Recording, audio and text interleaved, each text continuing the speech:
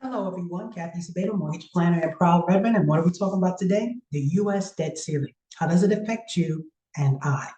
Well, if they don't raise the debt ceiling in time, the Treasury may have to decide whether to pay the interest to the people they owe money to or non-debt obligations such as Social Security, veterans benefits, unemployment, and most importantly, running government organizations.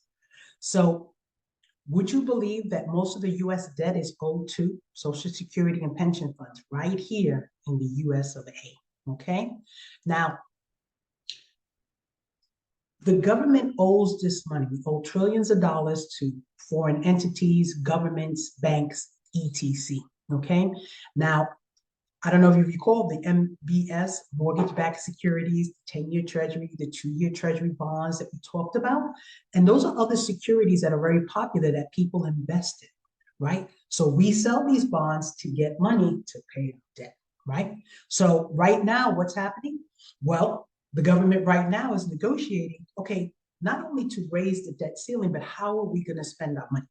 How are we going to continue to manage what we have today? And that is what's taking so long. Okay. Now, I thought this was kind of interesting because when we think about who has an interest in our country, and right now, Japan is number one, right? With over $1 billion. I thought it was China. Found out that China isn't. China's number two. Then you got United Kingdom, Belgium. I don't even know how to pronounce this. Luxembourg, and believe it or not, Cayman Islands. The only time I really hear about the Cayman Islands is some of those movies or TV shows that I see. But what this shows you is that these are the people who are actually investing in US Treasury bonds, right? So we have to pay them their interest. And when they become due, and I don't remember this, so when we start selling those 30-year bonds and we start selling those out, that is what we need to start paying out. When they become due, so let's say you had a bond and it was a 10-year bond, well, we got to give you your money. And that's what this debt ceiling is all about. Paying, paying what we owe. This is not new debt. This is money that we owe, okay? Most importantly, to keep the government running. So I did this video like 2 years ago, so I found this slide, and Congress since 1960, 78 separate times that they permanently raise or temporarily extended or revised the definition of debt limit.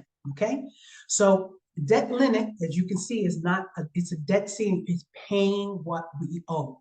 So we did it 49 times under Republican presidents and 29 times under Democratic presidents. What does that mean to you? I know what it means to me, but wanted to ask you. At the end of the day, it happened 78 times, right? We're going to see what's going to happen now because are they going to redefine it?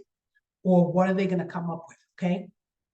So basically, if they do not raise the debt ceiling, and as you can see, all my sources are put on each slide, Social Security won't be funded. Troops won't get paid. I remember being in the Navy, we're like, oh my gosh, we're getting paid, we're going to get paid. We got paid, right? Because they're always going to make sure that the government keeps running, right? The borrowing cost will rise, right? Because if you owe money, interest continues to compound. What will happen to the stock market? More than likely, it's going to fall.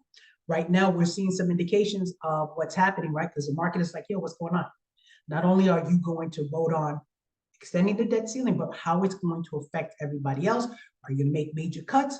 What are they going to do? So it's going to be interesting to hear what their findings and the end of the negotiations are. Equity prices and home values decline. Well, that's the marketplace itself, right? Because if I don't get paid, how can I go out there and look for money? Right? I can't look for a house if I don't know what's happening with my job, right? How about retirement savings and hurting the economy for all of us, period. And then, of course, loss of jobs and business failures, right? So this is a slide from 2 years ago. I'd like to be resourceful. Okay. So people talk about GDP, right?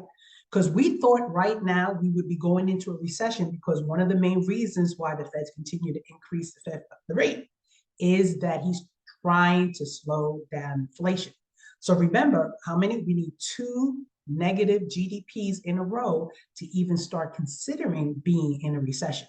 So right now, US Bureau is stating that, hey, we can see what happened during these years, right, 2019 to 2021. Then we had a huge increase but we don't see any negative GDP. That's a good thing and a bad thing, right? We want our economy to be healthy, but at the same time, we want to make sure that inflation goes down, because I don't know about you, I'm tired of seeing the prices for eggs and milk.